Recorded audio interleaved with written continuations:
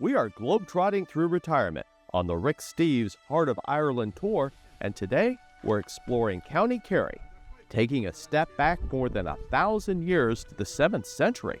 This is the Gallarus Oratory. It's a short 10-minute walk from the parking lot and visitor center to the oratory, and along the way we discovered this beautiful hedge featuring the spectacular flower, the Tears of God.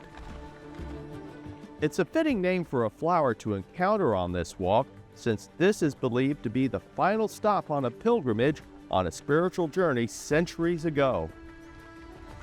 It is said the name Gallarus comes from the Old Irish term meaning the house or shelter of foreigners.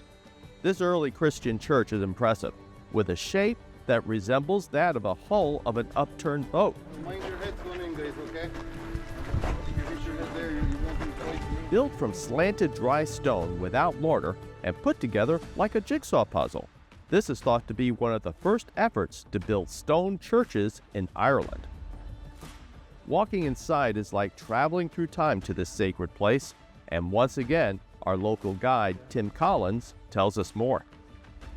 So this was the private church of the monks. This was for meditation or whatever services went on in the 8th century. The larger audience at that time were outside the doors. So this was the inner sanctum, as it were.